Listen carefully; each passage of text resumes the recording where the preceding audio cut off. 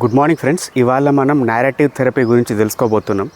అసలు narrative therapy అంటే ఏంటిది, ఇది ఎక్కడ పుట్టింది, దీని మూలాలు ఎక్కడ ఉన్నాయి, ఇది వ్యక్తులకు ఏ విధంగా హెల్ప్ చేస్తుంది అనే కాన్సెప్ట్ గురించి మనం తెలుసుకోబోతున్నాం.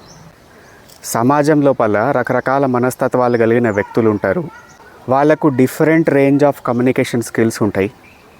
కొందరు ఓపెన్గా మాట్లాడుకుంటారు, కొందరు ఏదున్నా కానీ లోపల దాచిపెట్టుకుంటారు, కొందరు ఎంత పెద్ద కష్టం ఉన్నా కానీ దానికి ఎట్లా ఎక్స్ప్రెస్ చేయాలో తెలియదు, కానీ ఆ సమస్య వల్ల చాలా మదన పడుతుంటారు, బాధపడుతుంటారు. సో ఒక వ్యక్తి ఉన్నాడు, లేకుంటే ఒక వ్యక్తి ఉన్నది, తన భర్త చచ్చిపోయిందో, లేకపోతే భార్య చచ్చిపోయిందో, లేకుంటే కూతురు చచ్చిపోయిందో, సమ్ క్యాన్సర్ వచ్చిందో, వాళ్ళు ఇక టెర్మినల్ ఇల్ పొజిషన్లో ఉన్నారో, ఇక కొద్ది రోజులైతే కొద్ది నెలలు అయితే వాళ్ళకి ఏదో జరిగే అవకాశం ఉందో, లేకపోతే ఒక రేప్ విక్టిమ్ ఉన్నదో, లేకుంటే ఒక డొమెస్టిక్ వైలెన్స్ విక్టిమ్ ఉన్నదో, లేకపోతే ఒక యాక్సిడెంట్ జరిగి ఏదో ఒక రకమైన యాంపిటేషన్ జరిగిన వ్యక్తులు ఉన్నారు. సో వాళ్ళ లోపల పైన ఎన్నో ఎమోషన్స్ ఉంటాయి, కానీ వాటిని బయటికి ఎక్స్ప్రెస్ చేసుకునే తరీకా కానీ విధానం కానీ వీళ్ళకి తెలియదు.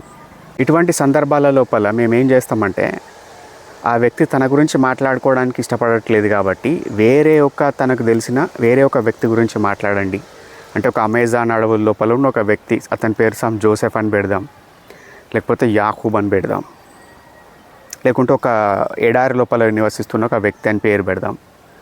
అతనికి ఒక పేరు అసైన్ చేసేసి ఇతని గురించి చెప్పండి, ఏదో ఒక స్టోరీ బుట్టించి చెప్పు అని అడుగుతాం. అడిగినప్పుడు ఏమవుతుందంటే, అతను చెప్తున్న స్టోరీ క్రమం లోపల తన లైఫ్లో జరిగిన చాలా విషయాలను అందులో యాడ్ చేసేస్తారు. కాస్త వాళ్ళు ట్రాక్లోకి వచ్చినాక మీ స్టోరీ అందులో యాడ్ చేయండి, మీ స్టోరీ ఇంకొంచెం చెప్పండి అని అడుగుతాం. మోస్ట్ ఆఫ్ ద టైమ్స్ ఏంటిది, ఒక ఫిక్షనల్ స్టోరీ చెప్తున్నారు. ఆ ఫిక్షనల్ స్టోరీ లోపల ఎంతో కొంత వీళ్ళ జీవితానికి సంబంధించిన విషయాలను వీళ్ళు జోడిస్తారు. సో దాని ద్వారా వాళ్ళ మైండ్ లోపల ఏం జరుగుతున్నాయి, వాళ్ళ ఇన్సైట్స్ తెలుసుకోగలుగుతాం అన్నట్టు. సో ఈ నారేటివ్ థెరపీకి ఒక ఆదిమూలమైన వ్యక్తి ఉన్నాడు. అతని పేరు ఏంటిదంటే జోసెఫ్ క్యాంబెల్. అతను ఒక రచయిత. 1940s లోపల ఒక ఫేమస్ బుక్ రాసిండు, ద హీరో విత్ 1000 ఫేసెస్ అని ఒక పుస్తకం రాసిండు. సో అందులో ఏంటిదంటే, యాక్చువల్గా రకరకాల కల్చర్స్ నుండి స్టోరీలను తీసుకొని దాని యొక్క మెయిన్ మూలమైన స్టోరీ ఏంటిది అనే ఒక కాన్సెప్ట్ డిరైవ్ చేసిండు. దాన్ని ఏమంటారంటే మోనోమిత్ అంటారు అన్నట్టు. ఈ అన్ని స్టోరీస్ లోపల కామన్గా ఉండే ఒక ప్యాటర్న్ ఏంటిదంటే, ఒక హీరో వేరే ప్రాంతానికి వెళ్తాడు, అక్కడ వాళ్ళకి సంబంధం లేని వ్యక్తులతోటి, ఇతనికి ఏ విధంగా సంబంధం లేని వ్యక్తులతోటి వాళ్ళ కష్టాల లోపల పాలు పంచుకొని వాళ్ళ కష్టాలను తొలగించి మళ్ళీ వాపసు వస్తాడు. ఇతను తిరిగి వచ్చినాక ఇతనికి ఏదో గిఫ్ట్ ఉంటుంది, లేకపోతే ఏదో శక్తులు ఉంటాయి, దాని ద్వారా ఇతను గొప్ప వ్యక్తిగా మారుతాడు అనే ఒక ప్యాటర్న్ తీసుకొచ్చిండు అన్నట్టు ఈ స్టోరీ లోపల.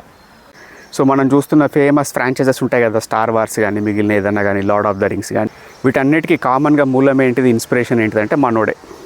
సో ఈ నారేటివ్ థెరపీ కూడా డెవలప్ కావడానికి ఒక రకంగా జోసెఫ్ క్యాంబెలే కారణం. సడన్గా ఒక వ్యక్తి వచ్చి మీ గురించి ఎక్స్ప్లెయిన్ చేయండి అంటే చెప్పుకోవడం చాలా కష్టంగా ఉంటుంది. అదేదో ఒక ఫిక్షనల్ క్యారెక్టర్ గురించి ఎక్స్ప్లెయిన్ చేయండి, సమ్ మీకు తెలిసిన ఒక స్టోరీ గురించి ఎక్స్ప్లెయిన్ చేయండి, సమ్ ఏదో ఒక స్టోరీ చెప్పండి అంటే చాలా అల్కాగా ఉంటుంది. అది సైకోథెరపెటిక్ టెక్నిక్స్ లోపల ఇది one of the technique. Joseph Campbell బాగా బిలీవ్ చేసేది ఏంటంటే, వ్యక్తులు రకరకాల కల్చర్సు, రకరకాల మతాలు, రకరకాల ప్రాంతాల్లో నివసించే వ్యక్తులు, జాతులు ఇవేం చేస్తాయంటే, వాళ్ళ కల్చర్ లోపల, వాళ్ళ మతం లోపల, వాళ్ళ జీవన విధానం లోపల రకరకాల స్టోరీస్ని అల్లుకుంటాయి.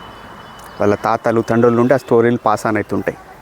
సో అవి మత గ్రంథాల ద్వారా, ఫోక్ టైల్స్ ద్వారా, జానపద పాటల ద్వారా, జానపద కథల ద్వారా అవి వస్తూ ఉంటాయి.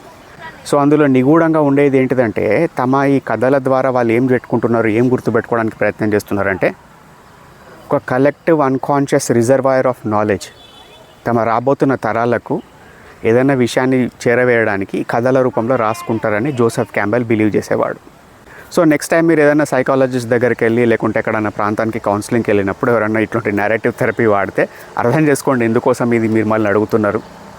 ఏదో స్టోరీలు చెప్పడానికో, కథలు చెప్పడానికో, కాక్ అండ్ బుల్ స్టోరీలు చెప్పి టైంపాస్ చేయడానికో కాదు.